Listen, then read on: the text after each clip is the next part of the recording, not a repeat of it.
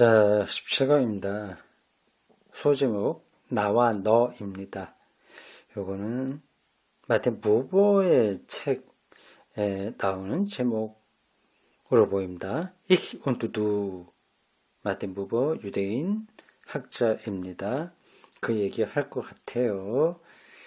이게 내가 누구냐, 질문하고 있는 내가 누구냐, 의미를 묻는 내가 누구냐 하는 데서 앞 강의에 따르면 페스칼은 또 권태로 케르케고르는 죽음에 이르는 병으로 얘기를 하고 있습니다.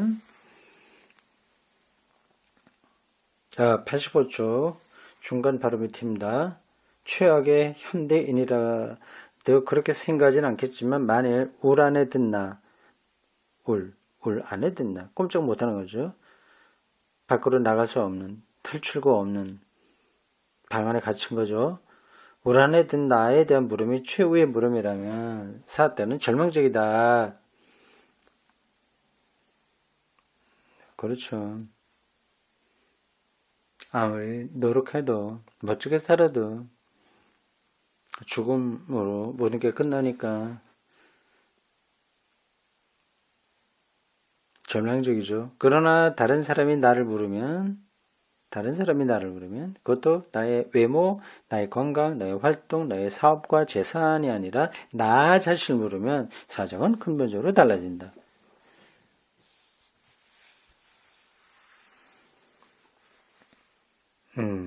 다른 사람이 나에게 그렇게 진실한 질문을 하게 되면 상황은 다 달라진다는 겁니다. 그 관계성인 거죠. 이것을 우리는 사랑이라고 부른다. 이 사랑의 대상은 종종 오해되듯이 추상적인 인격의 핵심이 아니라 자기 역할, 자기 개성, 자기 희망과 절망이 있는 구체적인 인간이다. 추상적인 게 아니라 구체적인 인간이다. 어떤 이데아의 세계가 아니라 오점과 결점이 한계가 있는 그 구체적인 인간입니다. 이 구체적인 인간을 향하여 단순히 그의 특성만이 아니라 그 사람 자신을 사랑하느냐 하는 것은 그 사람의 외모와 건강과 성공과 사회적 지위가 위험에 처해 있거나 상실되었다 하더라도 그 사람을 도울 자세가 되어 있느냐에 달려있다. 못된 자식이라서 못 보겠다는 어머니는 애초에 그를 사랑하는 것이 아니다. 출세를 하고서는 아내와 같이 못 살겠다고 이혼하는 남편은 그녀 자신을 사랑한 것이 아니라 자기 자신의 사회적 체면을 사랑한 것이다. 어떻게 해서 사랑은 울 안에 든 나, 꼼짝 못하는 탈출구가 없는 방 안에 갇힌 나예요. 절망적인 사정을 변화시키는가? 사랑에는 나와 너가 있고 앞으로의 상호 관계를 받아들임이 이 때문이다. 사랑으로 타인에게 받아들여졌음을 인식하는 사람은 뜻밖이면서도 부인할 수 없는 체험을 한다. 아마 이 사람은 그걸 하나님의 존재 방식이라고 설명하려고 하는 것 같아요. 사랑이 말이죠. 자기를 사랑하는 사람으로 말미암아 자기 자신을 비로소 나 자신으로 받아들이는 것이다. 다만 여기에는 하나의 조건이 있다. 자기도 자기를 사랑하는 사람에게 자기 자신을 되돌려줘야 한다는 것이다. 다시 말해서 자기도 그 사람을 사랑으로 받아들여야 한다는 것이다. 사랑한다는 것과 받아들여진다는 것은 결코 한꺼번에 완성되는 것은 아니다. 그렇죠. 깨달았다고 해서 번쩍 번개가 번쩍하듯이 완성되는 건 아니죠. 사랑은 평생을 두고 이어가는 하나의 동행이다. 멋진 표현이네요. 사랑은 평생을 두고 이어가는 하나의 동행이다. 하기야 서로를 소유하려고 들고 서로가 완벽하려 한다면 이것은 사랑의 끝장이지만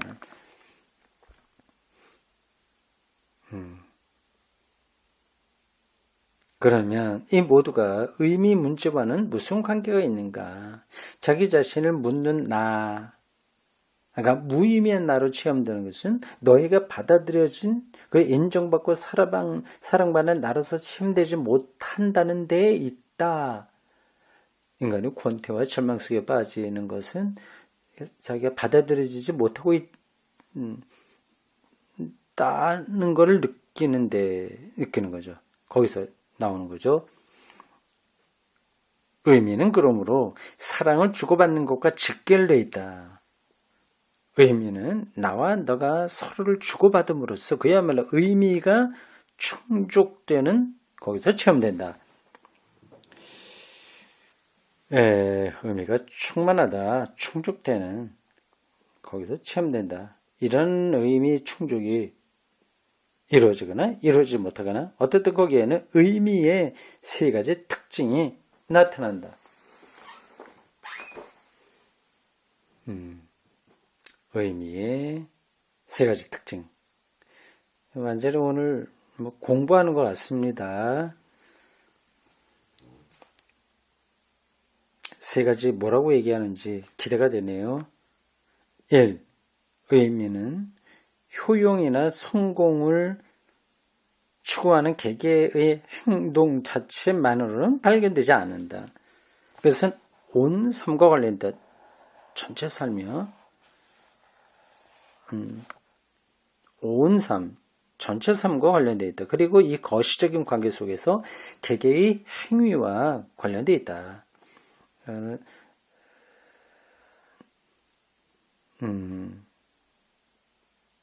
한두 개의 행동 자체가 아니라 삶 전체하고 연관돼 있고, 이거 거시적 관계예요.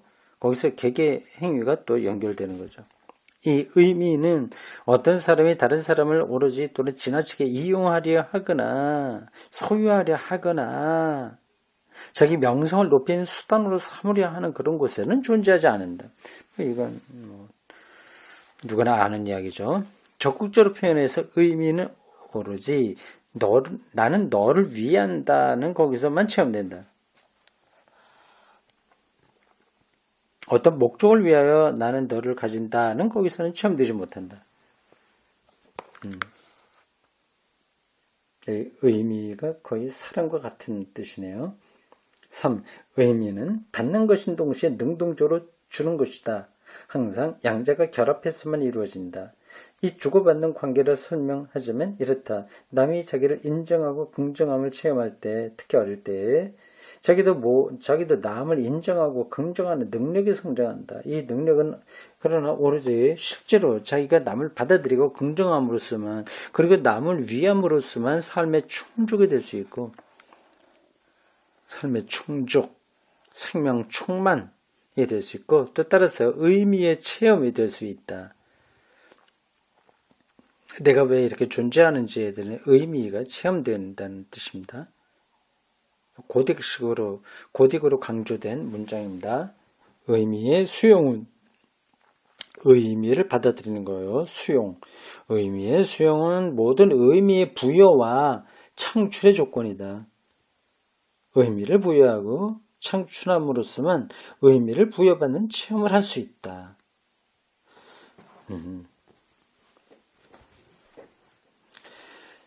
자, 여기까지 정리됐습니다. 나와 너 여기서 마틴 부버 이야기를 할 줄 알았는데 나오지 않았네요.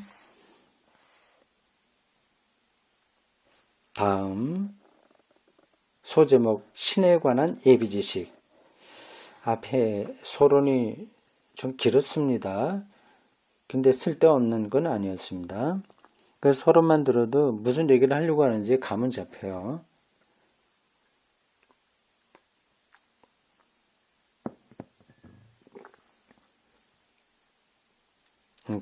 사랑의 관계, 의미의 주고받음, 그죠?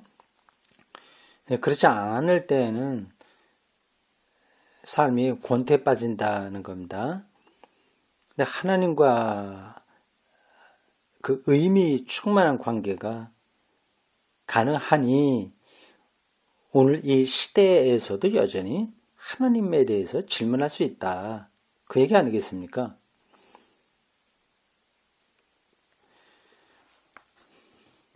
이제 우리는 신문제의 소재에 관하여 좀 더 알게 된 셈이니까 소재에 있는 자리예요.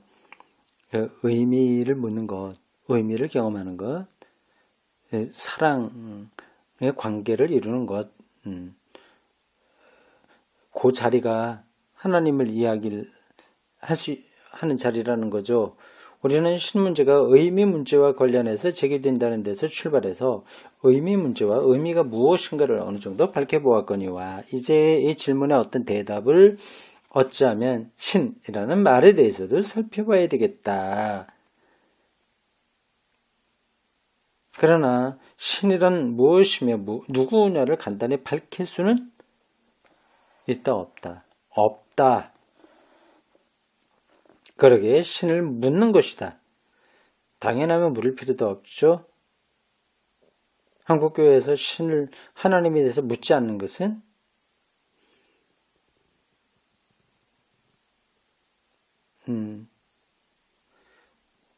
하나님을 간단히 밝힐 수 있다고 생각하기 때문입니다. 어처구니 없는 일이죠.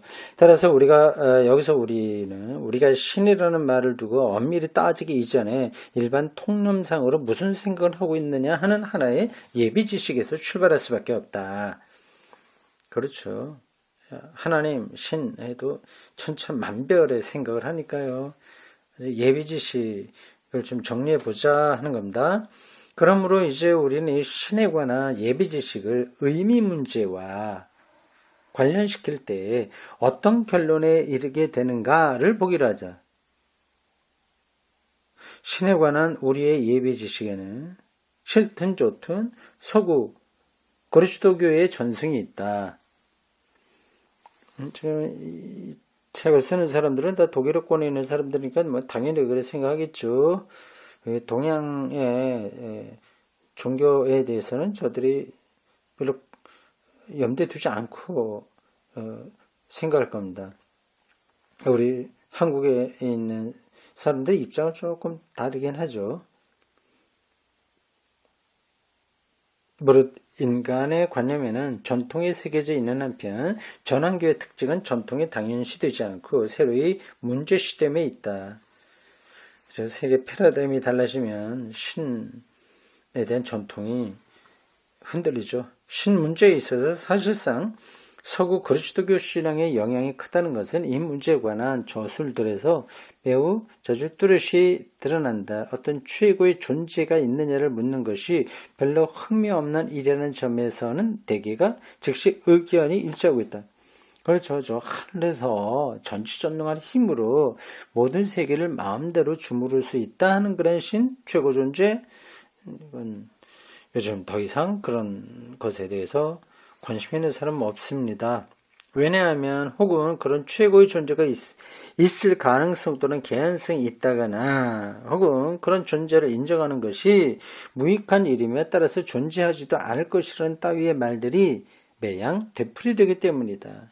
되풀이될 뿐이기 때문이다. 그러나 하나의 위격 신이 존재하느냐 하는 질문이 제기되면 적어도 이것이 참으로 문제라는 점에서는 모두가 의견이 일치한다. 위격신, 인격신이라고 우리가 보통 알고 있는 그 단어입니다. 근데 인격과 위격은 좀 차이가 있어요.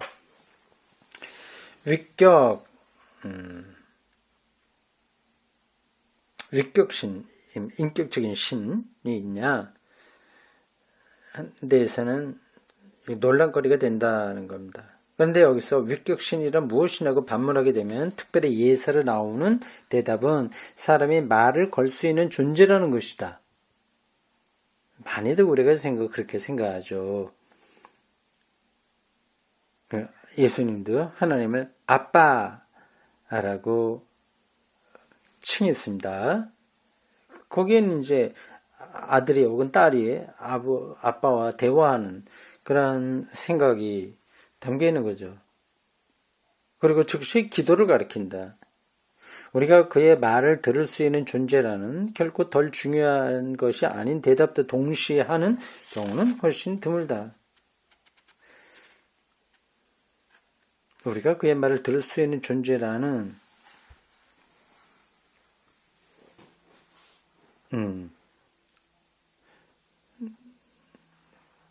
그런 대답을 동시에 하지는 않는데 우리 듣지 못하는 건 분명하니까 기도라고 말을 하긴 하는데 근데 듣긴 들어야 이게 기도가 가능하지 않습니까? 하나님이 어떤 대답을 해야 되시니까요.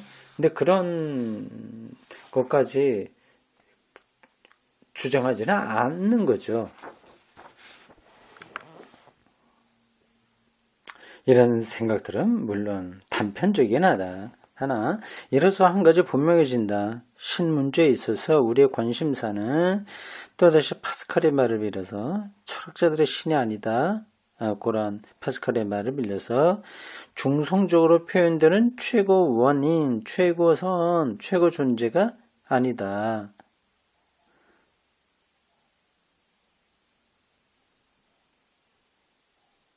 우리의 관심사는 성수가 전한 하나님이다. 예, 그렇죠. 그게 파스칼의 한 얘기죠. 아브라함의 하나님, 야곱의 하나님, 이삭의 하나님, 야곱의 하나님.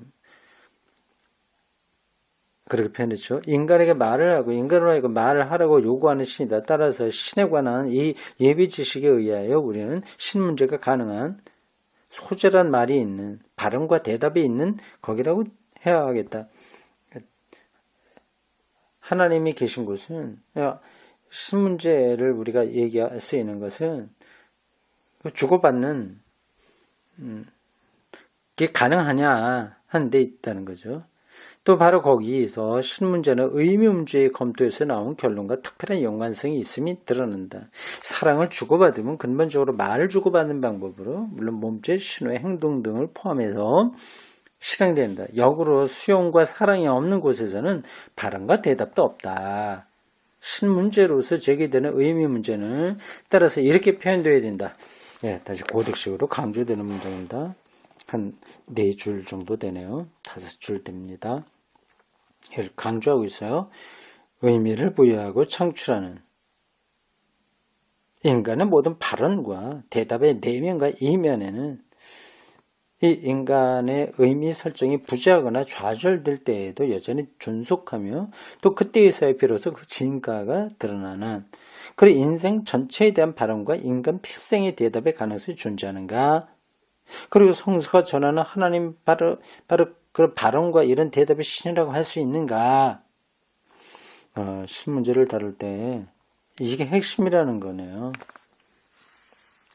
성서가 가르치는 하나님을 통해서 우리가 의미를 창조적으로 만들어낼 수 있냐?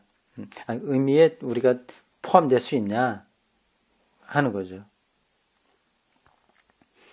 여기서 우리는 일단락하고 성서가 전하는 하나님으로 넘어갈 수도 있겠다. 그러나 아직도 주저할 만한 이유가 있으니 그것은 바로 의미 문제의 소재로서 이 인격적 사랑과 관련된 문제다. 우리가 지금까지 의미 문제와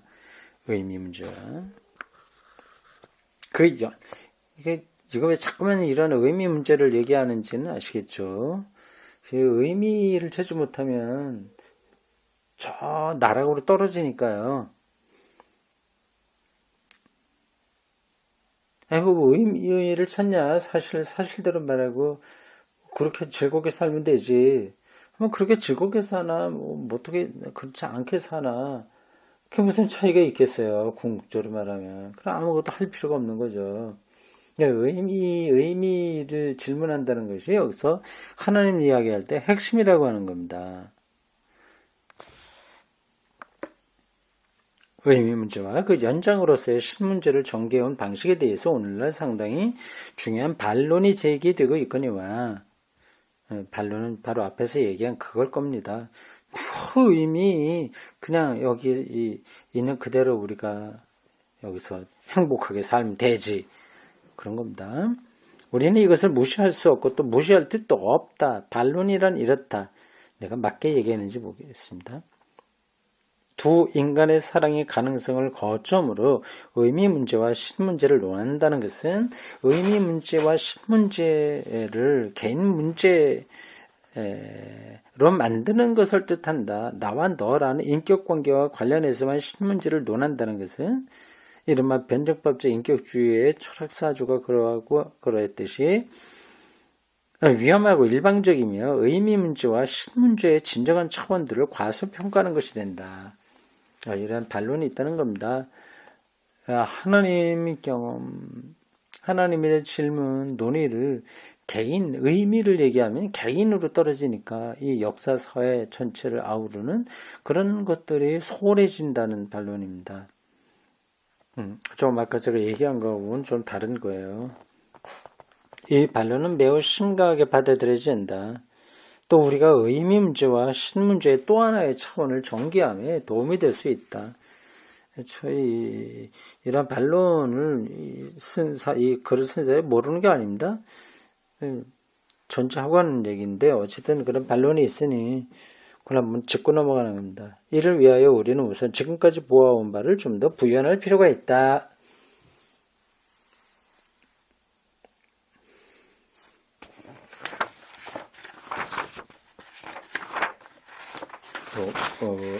사장은 좀 기나? 길죠? 그러면 자, 그 생각보다 기네요. 아주 많이 남습니다. 요거를 지나면 그 다음엔 5장에 가서는 좀 더 익숙한 주제가 나옵니다. 성서예요. 성서. 신문제와 연관해서 성서를 우리가 어떻게 바라봐야 되냐 하는 겁니다. 88쪽 맨 아랫줄 권위의 위기라는 소제목입니다. 어릴 때 사랑의 체험이 부족한 사람은 나중에도 사랑의 능력이 없거나 매우 제약받는다는 것은 오늘날 우리가 갈수록 자주 접하게 되는 사실이다. 결혼과 가정생활에 특별히 중요시되고 있는 나라들에서조차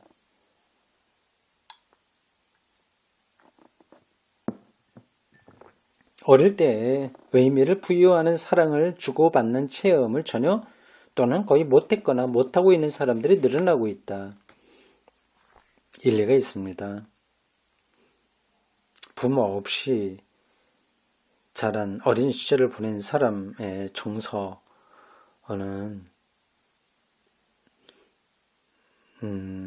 그 의미 상실과 비슷합니다.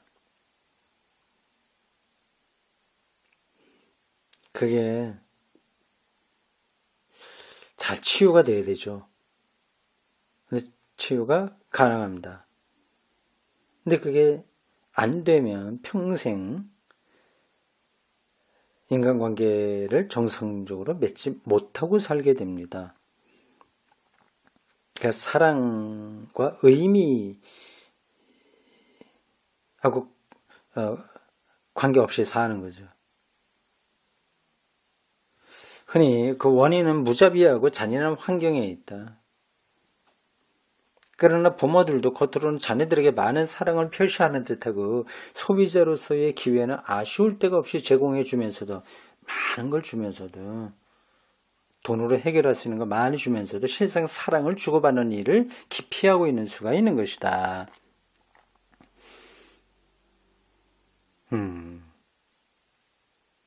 이 문제에 대해서 여기서 모든 관점에서 일일이 충분한 설명을 제시할 수는 없다. 그러나 한 가지만은 단순화의 위험을 무릅쓰고서라도 말해 두어야 하겠으니 뭐냐 다음입니다. 너를 지향함으로써 나를 체험하는 근본이 되는 어린이들, 특히 유아들의 환경이 위협을 받고 있다는 사실이다. 대부분의 교육이 권위주의적이거나 아니면 방임주의적이다. 사고방식이나 행동방식을 규제하고 항변과 토론을 용납하지 않거나 아니면 무엇이든지 원하는 대로 다 들어준다. 두 경우가 다 교육이란 결국 권위의 소산이라고 생각하는 태도다. 권위. 엄격하든 관대하든 어느 경우나 그것만이 타당한 기준인 양 자처하면서 새로운 발견에는 관심이 없다. 엄격한 경우에는 물론 관대한 경우에도 뚜렷이 드러나는 이 완고한 태도는 비단 과거 사회에서 확립되어 있던 형태의 가치와 기준이 현대 사회에도 여전히 영향력을 행사하고 있음을 보여줄 뿐만 아니라 현대 기술 산업 사회에서야말로 결혼과 가정이 특별히 더 개인화되어 했다는 사실과도 관련이 있다. 이 개인화되어 있다고 하는 거하고 권위주의적인 교육 시스템이 어떻게 연관되는 건가요? 어쨌든 가정이 원만하게 잘 되는 데에서도 결국 사랑, 의미 이런 것들을 충분히 누리면서 자라지 못한다는 겁니다. 왜냐하면 좋게나 나쁘게 나타나거나 그 모든 것들이 권위에 의한 것이기 때문이라는 거죠. 권위라는 것은 이미 자기들이 이전에 알고 있었던 것이 옳다는 것을 강압적으로 내세우는 태도 아니겠습니까?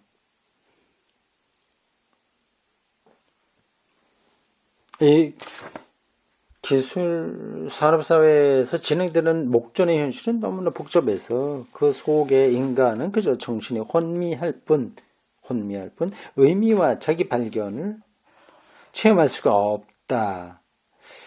이건 뭐 기술 산업사회를 훨씬 지금 지났지만 지금도 똑같이 나타나는 현상이라고 할 수 있습니다. 의미와 자기 발견을 체험할 수가 없다. 그래서 결혼과 가정이라는 사생활 영역에서 자기 자신을 발견하려고 한다. 그 말이군요. 거기서 결혼과 가정으로 퇴행하는 거죠. 사생활, 사적인 데에서 의미와 자기 발견을 하려고 하는 거죠. 이건 그렇게 바람직한 게 아니라는 뜻입니다. 그러나 그것도 그리 쉬운 일은 아니다. 부부도 이미 서로가 잘 아는 공통된 세계의 출신 아니며 오히려 둘이서 서로 조화를 이루면서 그런 세계를 새로이 건설해야 하기 때문이다. 어려운 작업이죠. 이것은 여러모로 과도한 부담이다. 그런데 쉽사리 전체를 바라볼 수 있는 안정된 세계가 없이는 살 수가 없는 것이 또한 인간이고 보면 그는 다소간에 뚜렷이 확립된 기준과 역할을 내세워 거기로 도피하려 하게 된다. 이 가정으로 도피하는 거죠. 결혼과 가정으로 도피하는 겁니다. 그리고 그것이 교육의 형식과 내용에 영향을 미친다. 이렇게 학교 다녀야 되고, 어떻게 뭘 배워야 되고, 수능, 시험 잘 받아야 되고, 하는 것이 강요되는 사회, 이걸 권위라고 하는 겁니다. 이 소제목은 권위의 위기라고 그랬어요. 근데 그런 게 이제 깨지고 있다. 그런 뜻인가요?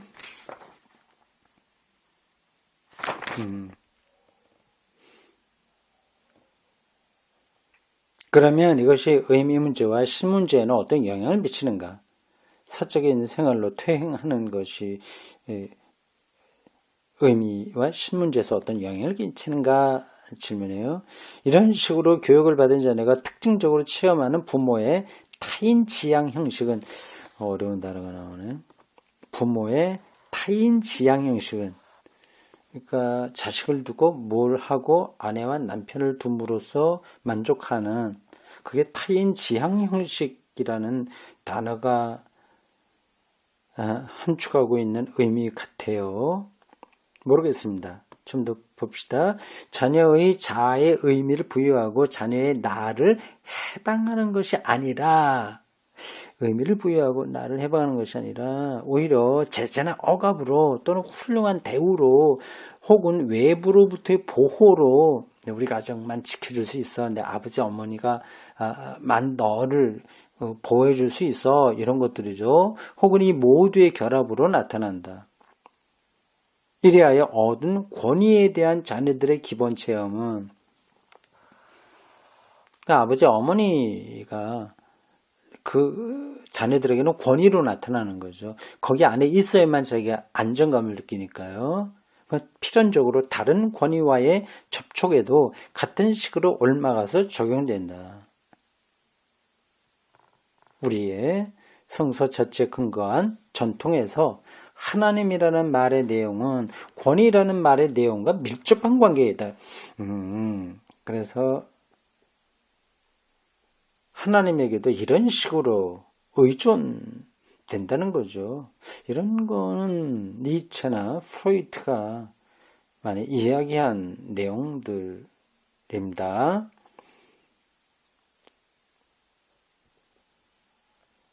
인간이 다른 권위와 마찬가지로 하나님도 역시 권위라고 체험하고 인식하면서 자기 자신의 삶과 관련시키고 있다고 해서 놀랄 일은 아니다. 하나님도 엄격하거나 아니면 관대한 권위다. 다만 문제시해도 좋은 권위는 아니다. 하나님을 그렇게 경험한다는 겁니다. 근데 이게 좋다 나쁘다. 이 저자에 의해서는요. 이게 문제가 있는 거죠. 전통의 권위를 비판적으로 문제시하는 것은 인간이 성장하고 자기를 발견하는 과정에서 필요하고 불가피한 일이다. 따라서 권위에서 벗어나는 과정에서 동시에 신이라는 권위에서도 벗어나게 된다고 해서 놀랄 일은 아니다.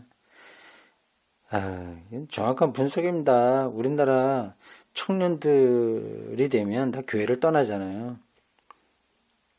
권위 아버지 어머니의 권위로부터 자유로워지니까 신의 권위로부터 벗어나려고 하는 거죠.